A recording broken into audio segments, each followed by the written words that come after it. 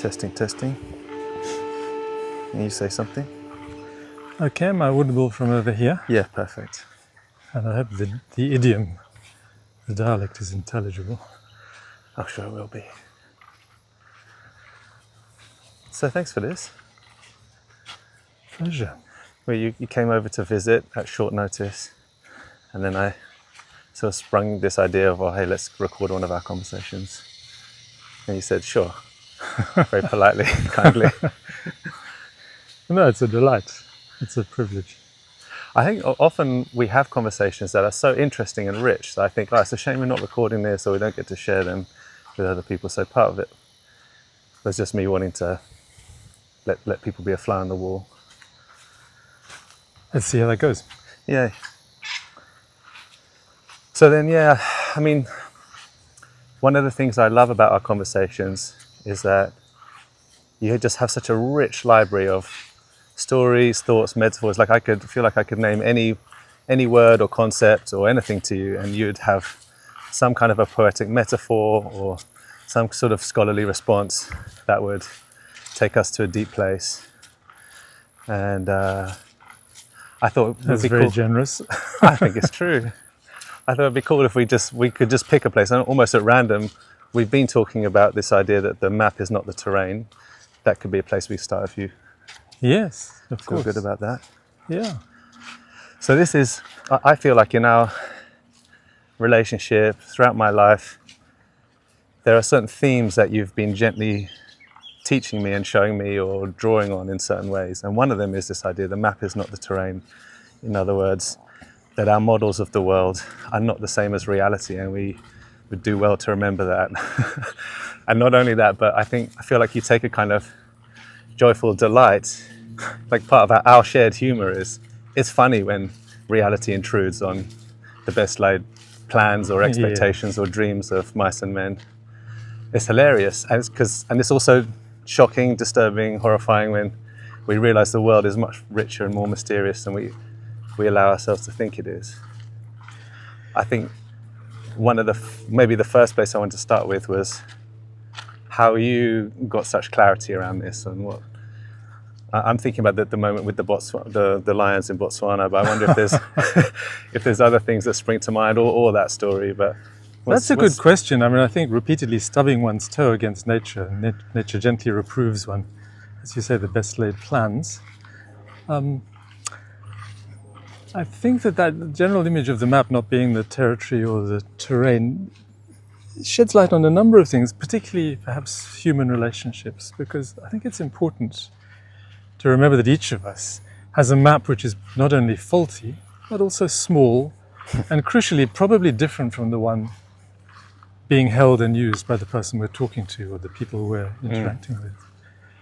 And so ideally, we should be able to map slightly more of nature, understand things just a little better by putting our maps together. We've both got fragments of what's going on. And that if we can bring them together constructively, then we should be able to get an improved map, a slightly bigger one that works better between us. And I think that one of the features of interaction, perhaps between us individually and the rest of nature, or between a couple of people talking to each other, a group talking to each other, is that there's this continual alternation, driven of necessity by the fact that we've got quite small working memories. We can see quite a small part of what's ahead of us in focus at any one time. There's continual alternation between the immediate focus and the context. And I think that the focus is very much structured by the map. The context, of course, is nature itself. It has a kind of a richness and a depth which isn't constrained by any map.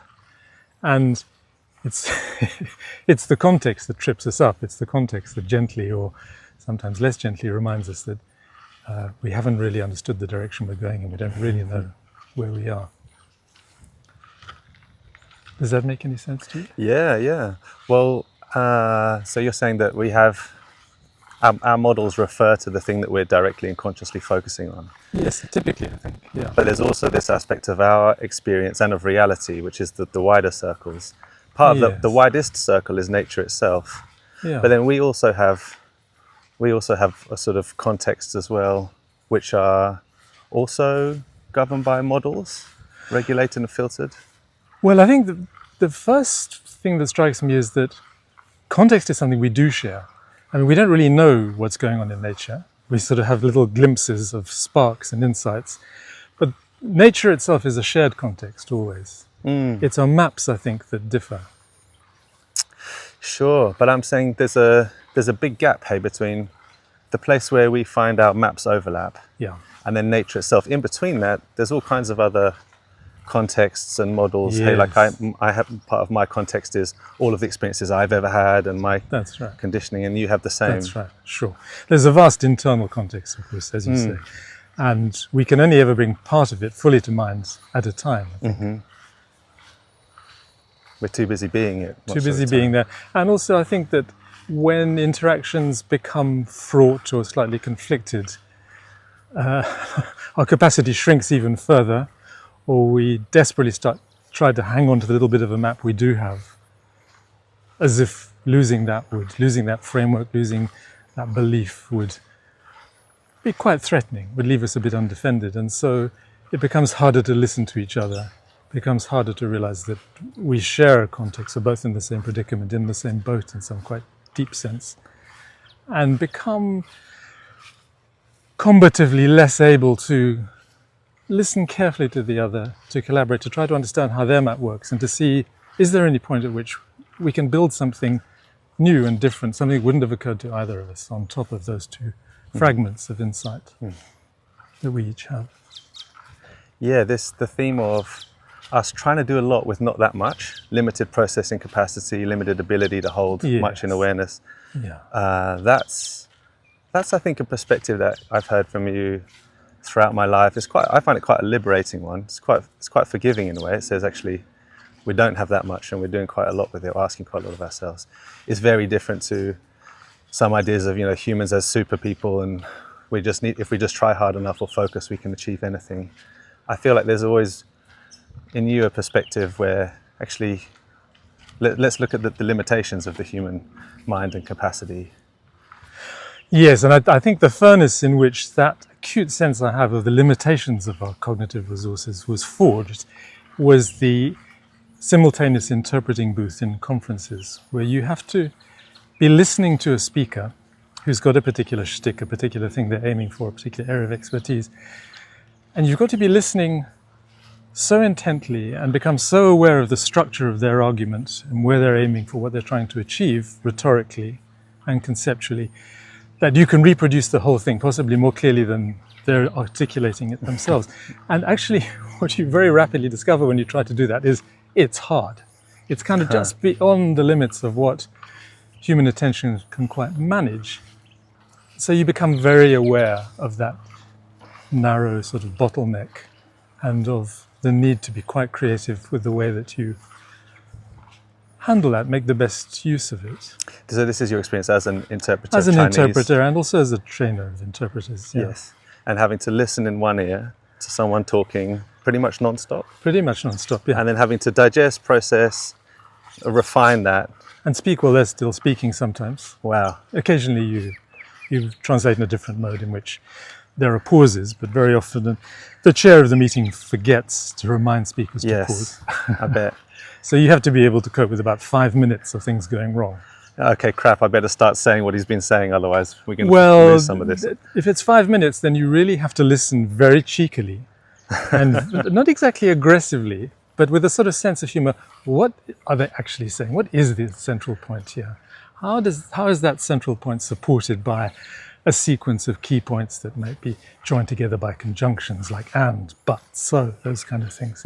And how are each of those key points themselves expanded for clarity or for persuasion. So sort of a rather beautiful tree-like structure begins to emerge in mind. And I think that tree is real.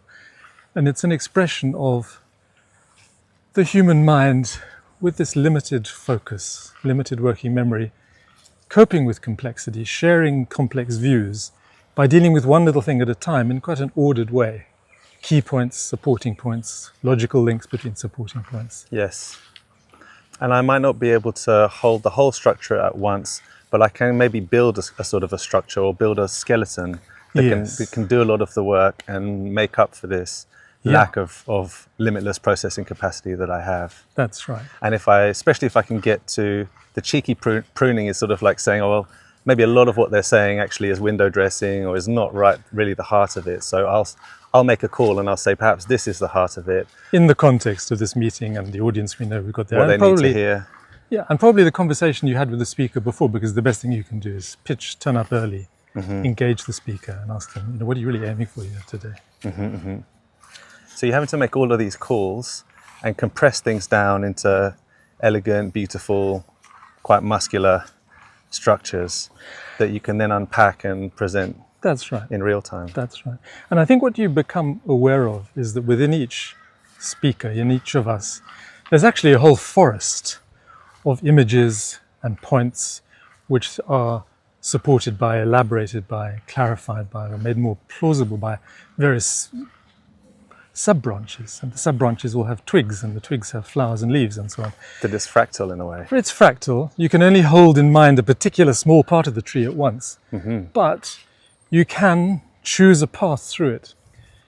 And you can choose a path that you think is going to work for your particular audience, either from detail up towards summary, if you think you're going to anticipate a bit of resistance, or if you've got an audience that you think is on your side, simply wants to know something, simply wants to get a clarity that they think you have, then you can start at the top of the tree, the main point, the central gist, and then move down towards details to the extent that they seem to need clarification, or every now and then need a bit of reassurance that this is plausible. And I think that choosing a path through a tree or through a forest of trees is very much, you could say it's like storytelling, but you could say it is sort of the structure of storytelling.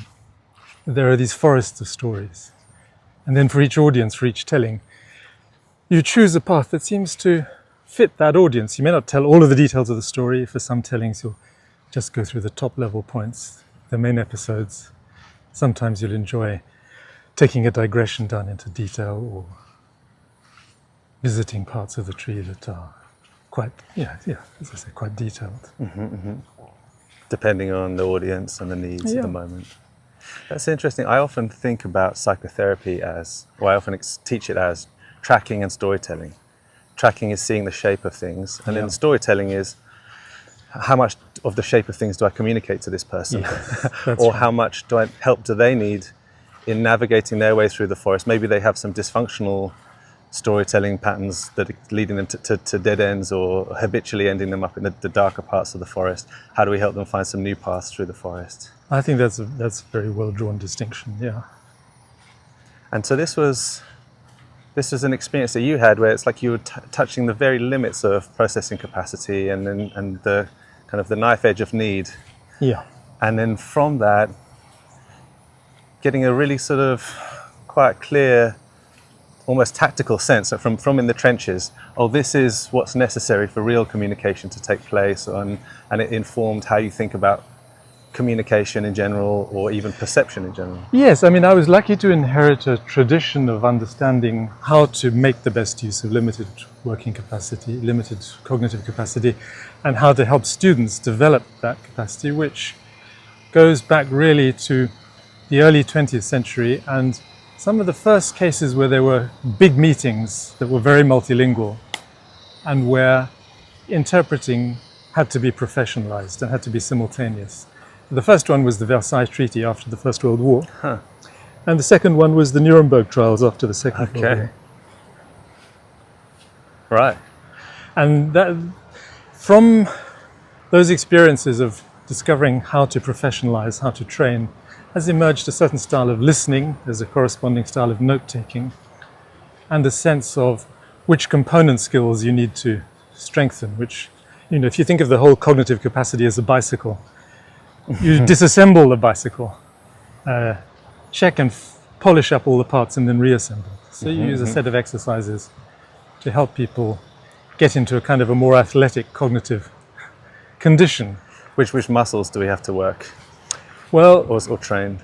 Some of them are muscles and some of them are actually emotional conditions. So the very first thing you typically start with is confidence in your own memory. And you do that with storytelling. So you tell a story and you get people to retell it. Now the first thing is they remember much more detail than they expect to. Huh.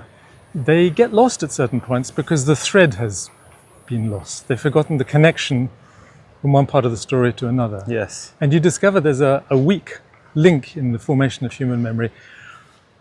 Or there's a weak link in the chain, which is precisely these link words. Words like but, then, and. Or I'm going to give you 3 points. Here they come. 1, 2, 3.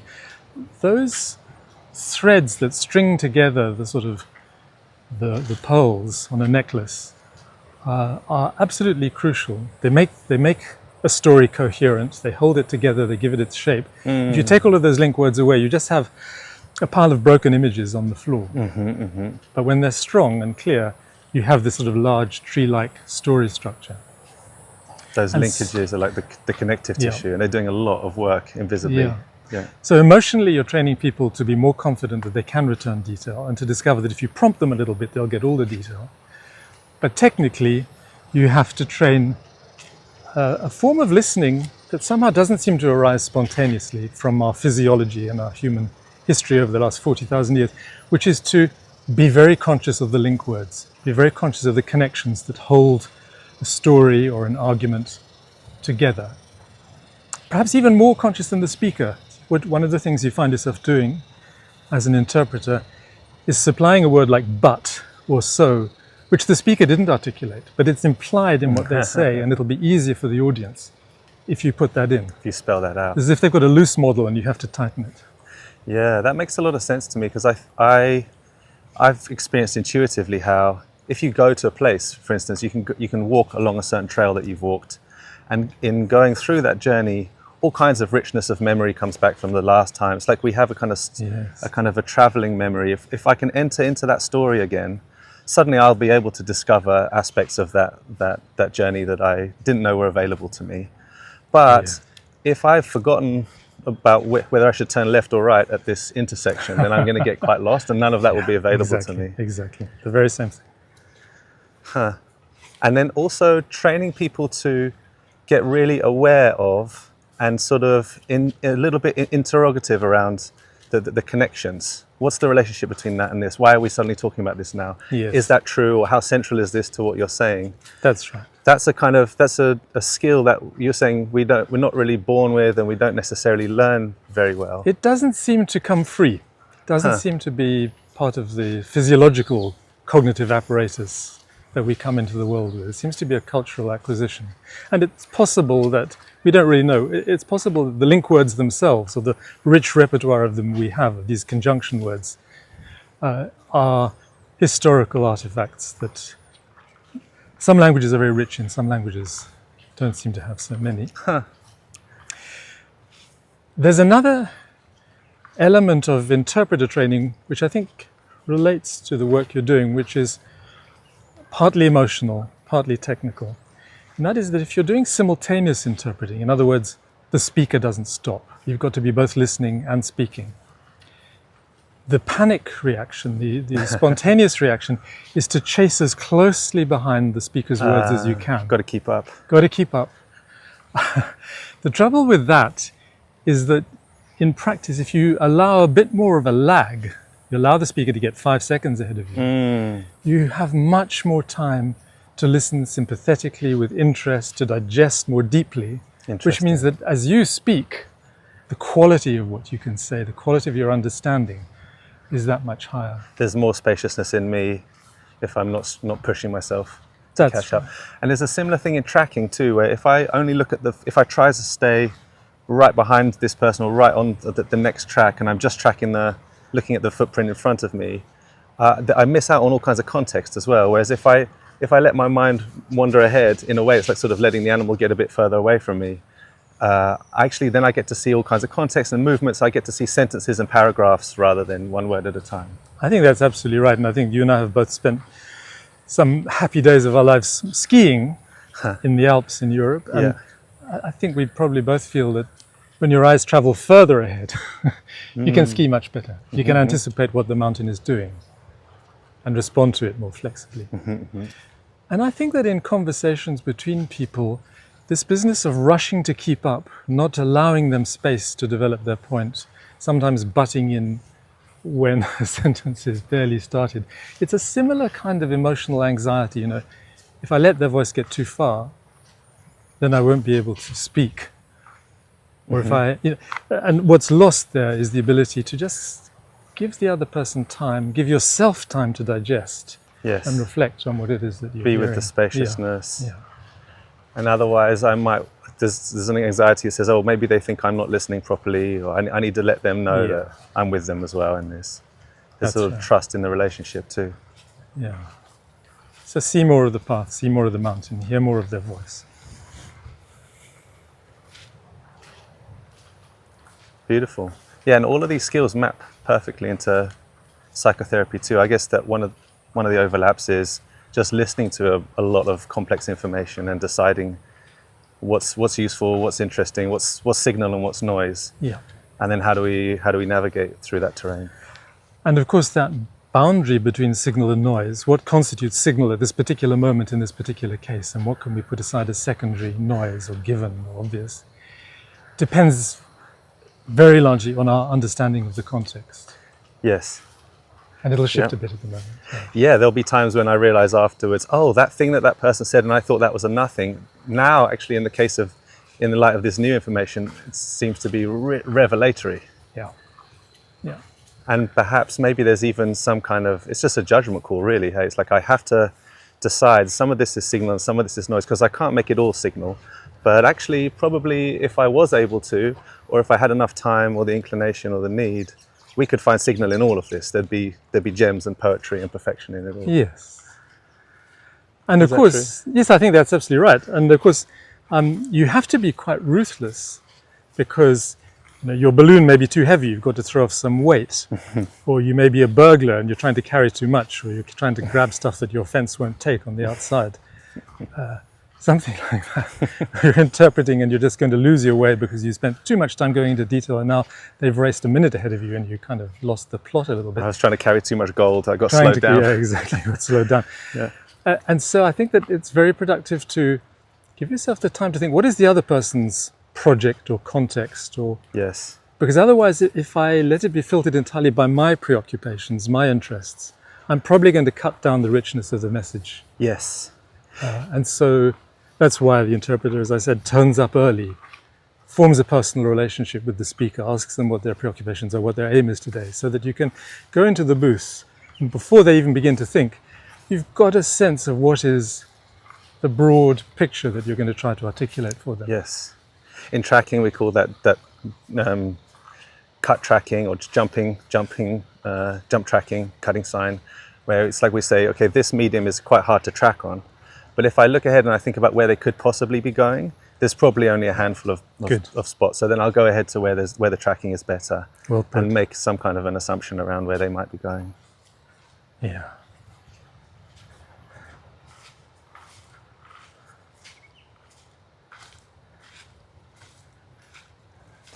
In a way, we're talking about, we're not just navigating a terrain at an interpersonal level, but it's like map making in real time, hey? Yes, absolutely. And I think a part of distinguishing, a part of improving the map, or making sure you've got the most useful parts of the map, building a better map from one that you bring and the one that they have, is influenced by culture, to the extent to which culture is shared or not. One of the metaphors you find interpreters using as they talk to each other, or perhaps as they train, is that you have the impression as you're in the room that you're stripping all the culture off the message and getting down to the bones. Mm-hmm. Interestingly enough, the emotional part of what the speaker is doing, the sort of the performance, the opera, your memory is incredibly good for. You really don't consciously need to attend to that, because you will find when you get to speak, you'll remember the drama of their voice with an extraordinary clarity. We can relive that. Yeah, somehow humans are really good at that. Yeah. So the opera we're really good at spontaneously. What we're less good at for some reason, maybe it's historically more recent cognitively, is this business of points and claims that are logically linked, that form an argument. Yes. And of the losing track of those links, not being quite clear what's the main point and what's the supporting point here. To get a sense, this is again signal and noise, but it's also much easier if you've developed a really empathic, strong sense of who this person is, what they're really trying to do. Because I know the terrain that this person likes to inhabit, and I know that the paths they like to take. Yeah, exactly. Yeah. That balance between the empathy and then the clarity reminds me of the Buddhists teaching around the Shambhala warriors. You know about this? This Shambhala warrior prophecy is this idea that there would be a time when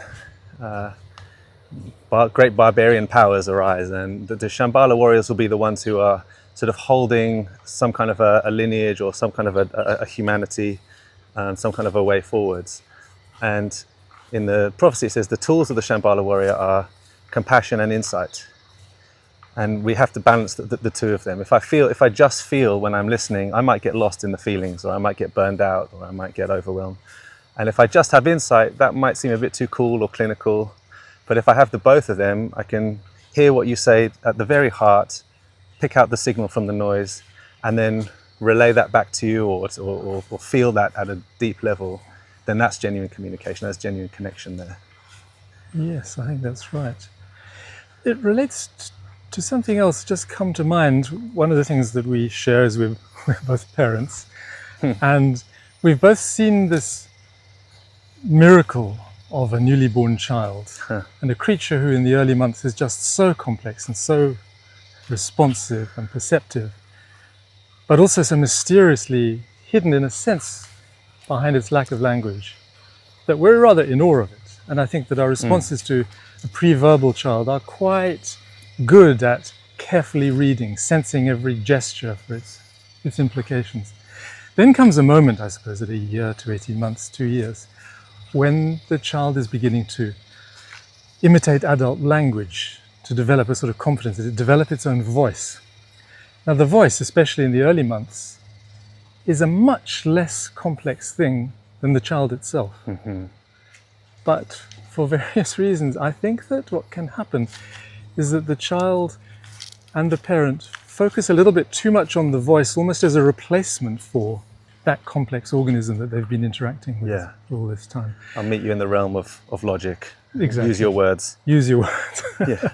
And I think the cost of use your words is a functional thing sometimes, but the cost of it is just to lose sight of the real organism underneath, the real context. And again, sort of focus on context. I think the voice is a limiting focus. And so in the interpreting context, and perhaps in the room, I don't know, I think one needs to attend to the body language, to the physiology of the person, to try to get a sense of their emotions, which I think are very physical. Yes. Rather than simply the voice, which is quite a small part of them. We think of the voice as the whole person, the personality, the position, what they stand for. But I think actually that's quite a small part of the person, really. Yes. And I find as a parent, I'm more likely to tune into that level if I'm a bit stressed or there's a bit of hostility or antagonism. I might find myself thinking, well, what they're saying is unreasonable, or it doesn't make sense, it's disjointed, or a minute ago you said that. And then if I'm lucky, I'll remember, actually, that's right, the arguments are never what they appear to be about. And then I tune into the body level and I realize, oh yeah, they're tired, or they're hungry, or It's been a big day, or there was that agitation earlier that maybe isn't fully resolved. That's right. And I think we've all seen moments when an adult too is making a very strong case of some kind, but there's something about their body language, something about what you know about them, their context, that you realize this isn't the real preoccupation. This is a way of expressing it, trying to solve a problem. Yeah. But it's not the problem itself. It's not. The voice is only speaking for quite a small part of them. The argument is not really about who's doing the washing up. Exactly. Yeah. I think that often that's what the tussle is, like when things, common difficulties like, oh, how much screen time, it's time to get off the screens now, or we've got to get you to school. The argument seems to be about, my God, why haven't you still haven't put your socks on? Or like, for God's sake, I said we were going to switch off 5 minutes ago. But there's actually much deeper currents here. And sometimes I think the resistance from the kid is actually towards the adult's emotional states. Like, Mom or Dad, you're really stressed out this morning. And it feels like you're asking me to engage in that stress and to find these compelling factors also compelling. And I'm resistant to that. I feel like if I cooperate with this, I have to enter into a world where terrifying and catastrophic things will happen if we don't get to school on time. Yeah. And it doesn't matter what I'm playing with right now. What I think is important, there's this to-do list or this schedule that's the God. And I'm not really that interested in that. And that's the real tussle. I think so. And I think perhaps a child may feel that you're trying to get them to inhabit your map. Yeah. And having a slightly different map themselves, they can detect that there are ways in which your map is not quite as rich as nature itself. Because I'm here having a good time with my Lego, and you seem stressed as hell. You're not having a fun time. So Exactly. I don't know why I should Yeah. jump into that with you. Exactly, yeah. And then, the poor parent is caught between a rock and a hard place because they would like nothing better than to be able to zone out with some fun Lego, perhaps, or whatever their equivalent is. But also feeling like, well, I have to socialize this child and I have to make them presentable to the world and I have to make sure they can have an education. Of course. But none of that gets communicated. It's very difficult to get them on board with that.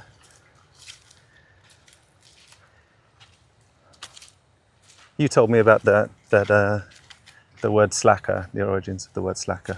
Oh, well, I've forgotten it. You'll have to tell me now.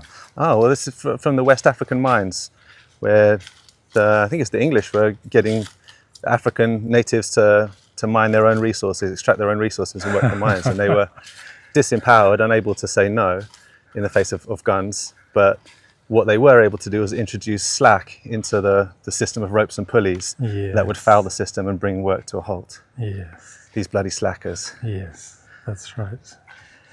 We was finding some sort of way of coping with each other if the relationship becomes conflictual. Yeah. Yeah, and then you think, I don't know if you drew the similarity, but with teenagers, often teenagers saying, yes, I'll do the washing up, I'll take that rubbish out, but then they just don't do it. They're introducing slack into the system. And you're like, who's this bloody slacker? My God, they're so untogether, so flaky. But really, it's someone who didn't feel empowered to say no at the time and is saying no through body language later on in a disempowered and enraging way. Yes, what is really going on for them? It may be a very different picture. Yeah. I don't want to do the washing up. I can't find a reasonable way to say that to you. So I'll just say yes and then I'll forget about it. Yeah. And if you get angry enough, you might speak to me in a way that gives me the moral high ground. Entirely. But I think a resource in all of that is that, of course, although the child's preoccupations and our own are different, anybody's preoccupations are different from ours, we do actually inhabit the same nature. We are, in fact, in the same space. The things that exist independently of our consciousness, independently of our maps, are shared. And I think we can both separately draw inspiration and unexpected possibilities from sometimes stepping back and investigating what is shared. Where do the conflicts actually occur? What is there in their map that hasn't occurred to me, that I just haven't spotted? Mm-hmm, mm-hmm. And how can I improve mine? By reading them a bit more deeply. If I get to look through their eyes, I see that a sink full of washing up is very low down on the priorities list. Of course. And then I get to ask things like, well, what is high up on their priorities list? And that brings me closer to them. Yes, I think so. Well, I mean, I think there's a very popular current, which I personally resist, which is that of relativism, the idea that every perspective is equally valid. The way that I would say, it's probably every map is equally bad, because there is actually equally a incomplete nature. There is a nature which we can sort of experimentally get insight into, we can learn about, and which is a source of deep inspiration. But the first step is to understand that our map is probably pretty imperfect. And to deal generously with theirs. Yes. And that perhaps if we can find a way of our maps overlapping and coming to see each other's terrain or our experience of the terrain equally, then it's easier to have conversations where we can say, look, I find it distressing that all that washing up in the sink. And they say, well, yeah, okay, but also I'm struggling with this interpersonal stuff at school and this anxiety inside of me that seems to come from nowhere. Exactly, and we should both be able to get to a place that wouldn't have occurred to either of us independently if this contact and this difficulty hadn't happened and we hadn't tried to work it through. Without that kind of the tension, that's interesting. You're saying like the Yes. friction or the conflict or Which this forces, is true, no, this is true. Exactly, which creates a pressure for the two maps to come into contact with each other. It doesn't have to be a dispute. You can actually, there should be a scope for standing back and building something new, which would have occurred to neither of you, but which draws on both. Yeah. And then what happens often instead is we just demonize the other person's map. We say, well, they're just ignorant or they're stupid or they're a slacker. Here's a box of matches, I'm going to burn that one. Why don't I try and burn the bridges? Yes. Yeah. Huh. It takes quite a lot of confidence and humility to be able to say, maybe my map's incomplete and maybe there's something that I can learn from yours. Yes, and I think one simple trick is a bit like the interpreter's one of holding back longer, allowing the speaker to get further into their message, digesting it more. And I think that we're all aware that if we respond very quickly in a conflictual conversation, Yes. then we're not bringing our full resource to bear. Yes. If we can somehow stop that first reaction and look at it a little bit from the outside, we may have more opportunity to think more carefully about what their perspective has to offer us, or how it's complementing or challenging our own perspective in a creative way. Yes. And the limbic system, the brain's survival mode, is all about urgency. We need to resolve this now. Yes, You're either that's with me or against me. It happens now or it's never going to happen. Or you not doing the washing up now means I'm looking down the barrel of years of no washing up being done. That's right. So I've got to come down on you like a ton of bricks and burst through your resistance. Yes. So our physiology is a wonderful thing, cooked over not just tens of thousands of years, but over millions of years. But in the particular conditions of our life, in a particular moment in time, it requires training to be really productive, and we can have inheritances that don't work. We were watching yesterday your children climbing up a very impressively steep wall in the climbing gym with ropes and things. And the older child had already learned to do something which I think is perhaps not spontaneous, which is to help her feet with her eyes. Mm-hmm. She was clearly conscious that she was climbing with her feet. Now, I think that my impression of human physiology is that hand-eye coordination may come for free. That erect apes have always done things with their hands which their eyes are helping. But the notion of your eyes helping your feet is perhaps a bit less spontaneous or a bit less central, and just needs a little bit of learning and adaptation. Bit of focus. Yeah. Because most of the time I can just put one foot in front of the other and it's probably going to be okay. Yeah, exactly. But on a climbing wall, if I'm just scrabbling in the air with my feet, it puts a lot more effort on my arms. Yeah, and I see it with beginner climbers all the time, just wanting to climb with their arms and really having to focus on working out where's my foot placement first. Yeah, that's a strong idea in the human give and say that we come into the world half-formed. Our internal guidance system, our ability to get our needs met and function skillfully is only half finished. And there's a benefit and a cost to that. The benefit is we're very adaptive. We can fine-tune our skills and our awareness and our abilities according to our environment and populate every single ecosystem on the planet. Yeah. But then the cost is we can be ignorant and bad at things and have massive gaps in our abilities. And there's something which is easier to name in French than in English. In French, the word for training is formation. And so they talk about déformation professionnelle. In other words, the way in which you're deformed by your professional training. And I think that sometimes skills acquired in or in preparation for and used very productively in the workplace actually may limit our ability to interact creatively with other humans. Mm-hmm. And I think the classic example we all know about is that in some families that are a kind of a legal dynasty, where the culture of the breakfast table is a legal one, there's a lot of very verbal, very legalistic argumentation. Evidence before the bench. Evidence before the bench.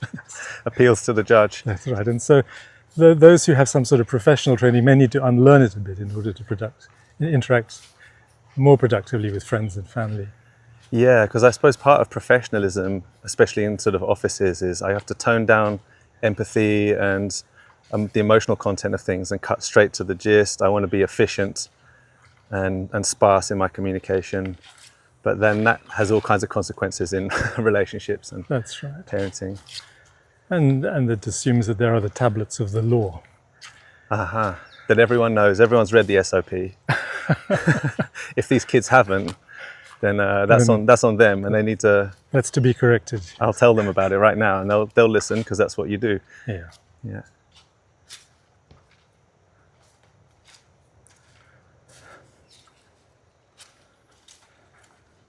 This is a nice broad terrain. Hey, we started with interpreting, moving through sort of listening and communication.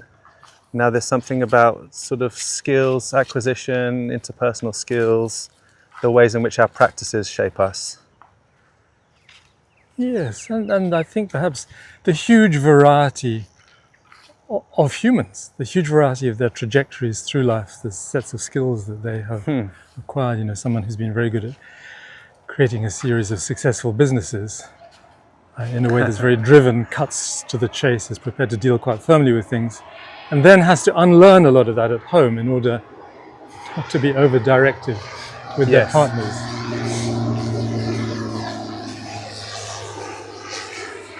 And I suppose one of the implications of that is that there's no standard issue human for whom you could write a user manual. Every human is so distinct, has such a particular shape, like a particular tree, that you really have to do a lot of work reading them empathically. Hard to say what's the right way to be a human. It's just discovering all the different ways. Yeah, there's an enormous variety of niches that people have occupied and shaped themselves into. Yes. I forget who it was, someone said you have to, in therapy, you sort of have to create a new therapy for each client. I quite like that. Yeah. It means I don't go into the session imagining that this person needs to understand X and Y and Z, and I can cram this round peg into a square hole. I meet them where they're at instead. That's right. I've got to find out what's their map and what part of the terrain are they used to inhabiting. I think that's right. And of course, in education, these things come up. I mean, we have texts from about the 3rd century, which say the way to educate a child is to educate them in their path, not in yours. Which means that the teacher or the parent has to read the child, understand how they work, how they interact with the world, tune into that before helping them to develop more skills.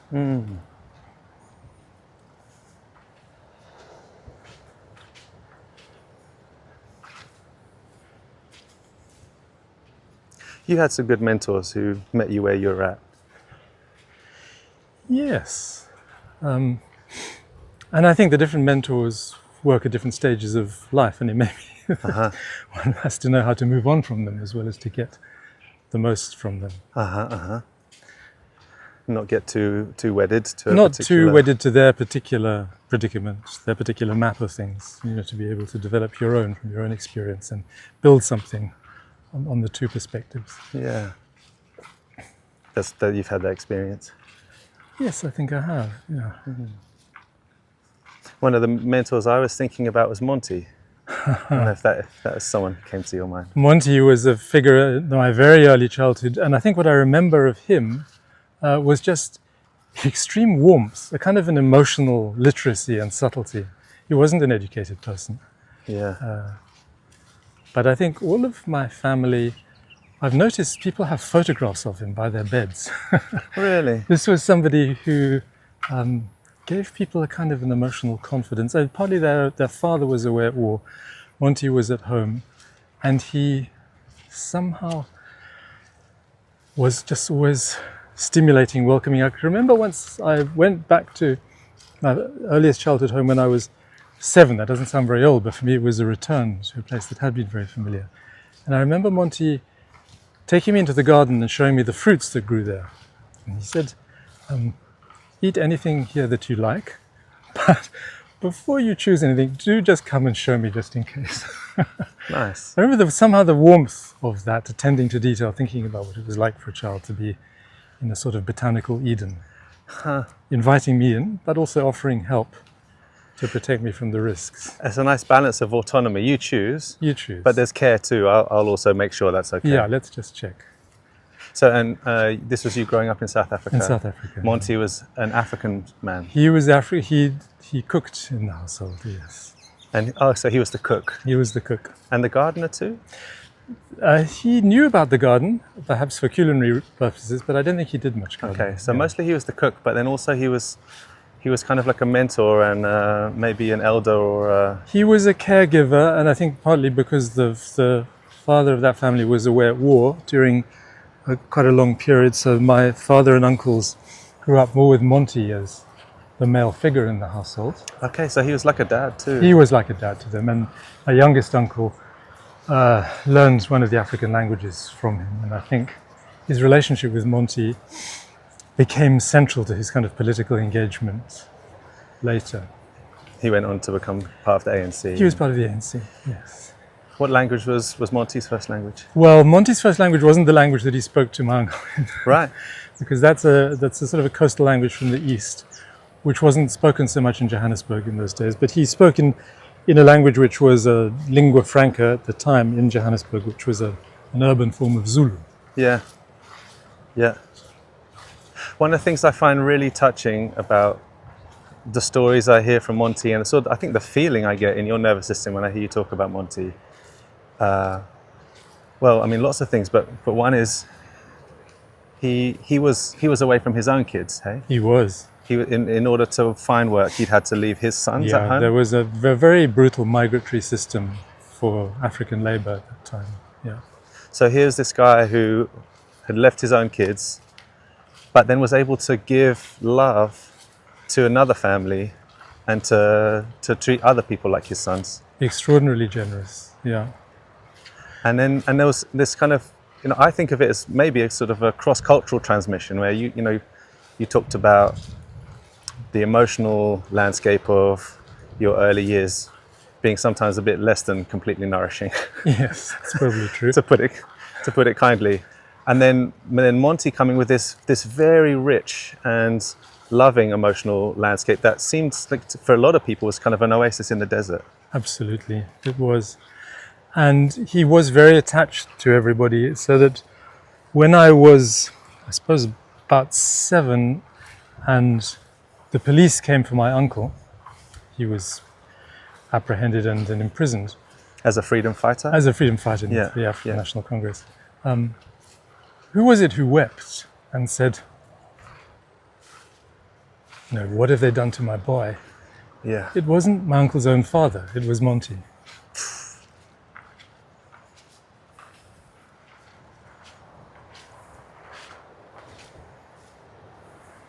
What a heart, hey? Yeah. And I suppose I'm wondering if that heart, the strength and depth of his heart, its ability to have capacity and to feel and express love, was something that had been transmitted through his cultural lineage. Yes, I think it's a warm culture that he grew up in. Yeah, very warm, and family is very important. Yes, extended family particularly. Yeah. That year we spent in South Africa, we had Mary Gogo. Mary Gogo, yes. She was on the surface of it the cleaner, but she became a family figure who's massive in Danny, my youngest sister's emotional psychic landscape, because Mary Gogo was carrying her around on her back and soothing her and kind of loving her like a family member. Absolutely. Yeah. And sort of dancing with her, rocking with her on her back, rocking with the baby on her back. And it's just so much joy and love every time they were interacting. Now, Mary was also an ANC organizer in Soweto. Aha, I didn't know that.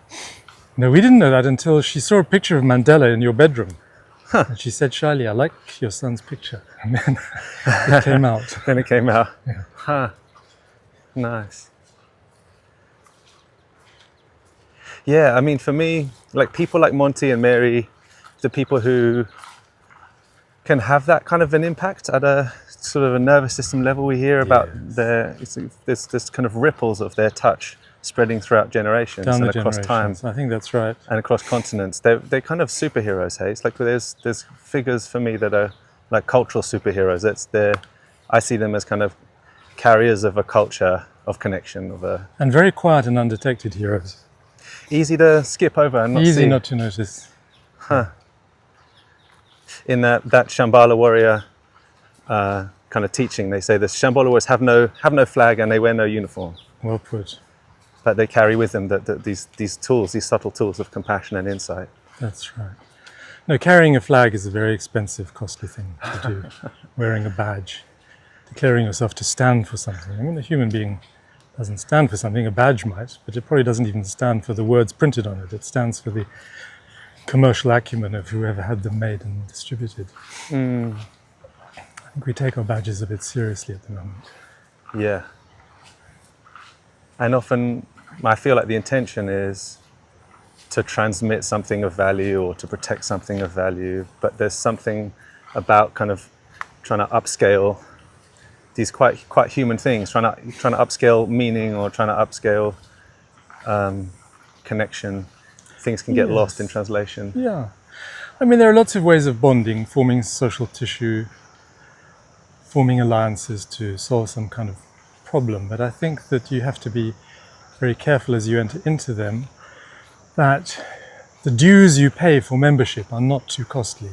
That you don't sign up for a litany of hallowed beliefs or hallowed points that you feel you have to defend with your life. Yes. And abandon some of your own more spontaneous, richer, more deeply rooted perceptions as you do that. Yes. Which we could maybe say is like the difference between a culture and a cult. Hey, Absolutely, cult well asks put. you, cult has incredible expenses, costs of time and connection and freedom. But then, and it's also, you have to sacrifice your internal authority. That's right. Your own heart is no longer the master. It appears to offer, but it mainly takes in retrospect.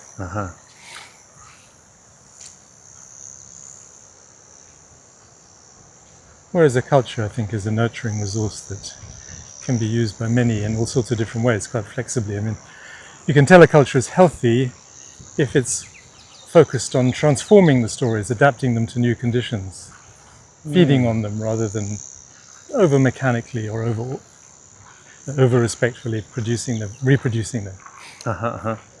We let the stories support us and inform us. We don't worship them and fall down at their altar. I think so. And then therefore not let them evolve and grow in the way that's going to be most supportive for the, That's right. for the now moment.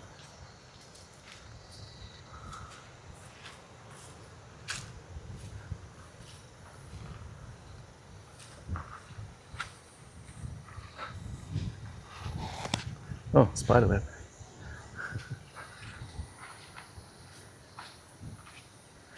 Well,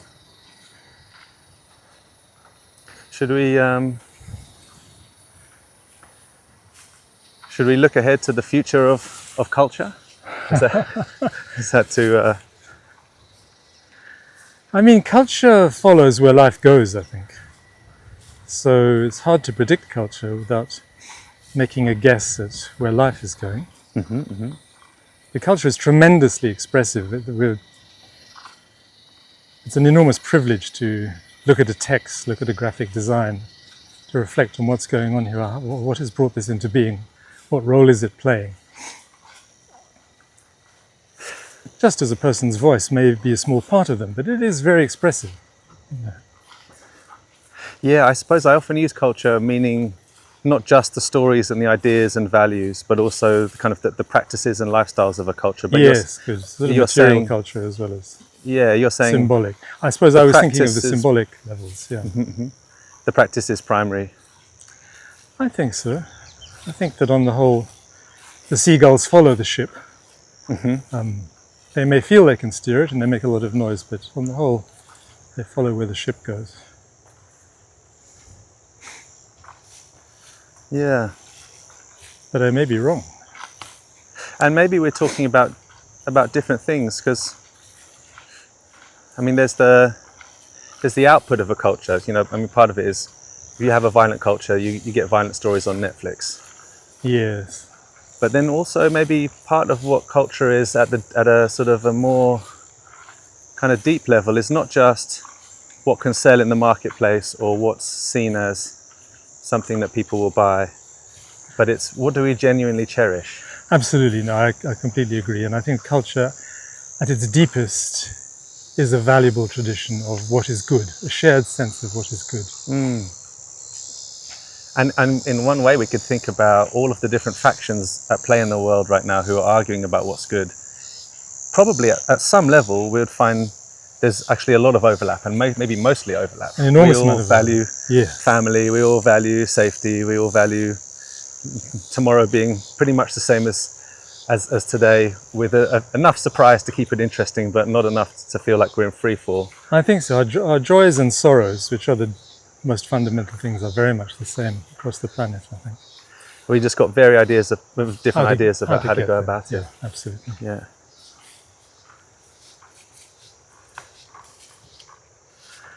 And I think something that we have to turn to culture for really is that fundamental sense of the good.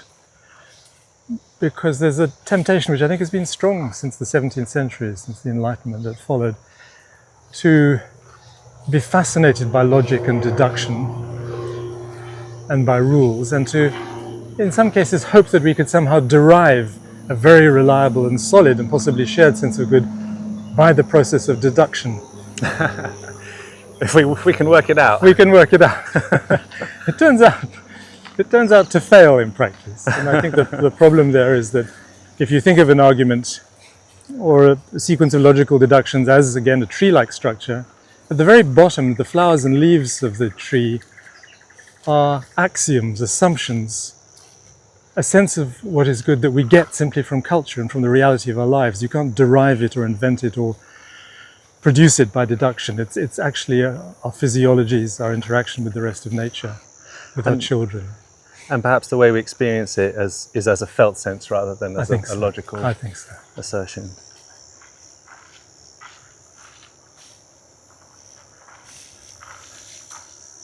Well, I'm grateful for our shared culture. One of the things I notice in our conversations is how much we have shared. It's kind of little, you can say a few words or a sentence or it's that thing.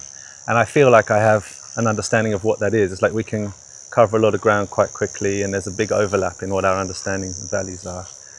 And to me, that feels like, real connection and nourishment, something I feel grateful for. And I'm not sure lots of people have all the time. Well, you were my first child, and the first thing I realized was that the parent learns much more from the child. That's Probably more than the child learns from the parent. Well, I was teaching you inadvertently. Hey? Inadvertently, sort of indirectly, yeah. Patience and... Just something about what the child needs, what the child takes delight in, what is distressing to the child. The irreducibly biological character of a newborn. This is a creature, this is not a symbolic system or a claim of any kind. It's an animal with needs. Absolutely, yeah. Yeah.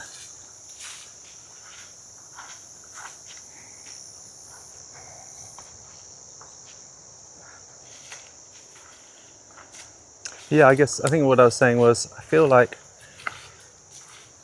although there's lots of things about our culture at the moment that are kind of unraveling and are in tatters, there are also, I think, some really strong and beautiful and powerful and healthy cultural threads. Yeah. And there are people, and those threads are just being carried by people. It's like there's certain people who know certain things to be true or value things to be true, and they carry them with such beauty and knowing and solidity that other people can come to know and be nourished by these truths or by this clarity or by this compassion as well. I think that's right. And you're one of those people in my life for me. Well, you too. Thank you. And I think, zooming out a bit into a broader context, that it does seem at the moment that the old world is in some sense unraveling before our eyes. I'm not sure why, whether that's because of the digital floods or something like that. And that the new world is somehow obscure to our vision, we can't quite see it, it seems to be struggling to be born. But I think it's helpful to be aware that humans have been through such moments of dissolution and reformation many times. And something good has always come through, sometimes in very unexpected ways. The opportunity and the crisis. Yes, not to deprecate the birth pains, which are real. Yeah.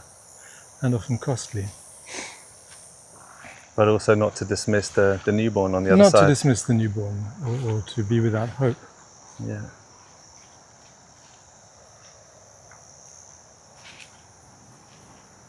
Thanks, Dad. Thank you. That's fun. Pleasure, privilege, Yeah. especially in this beautiful context. Yeah.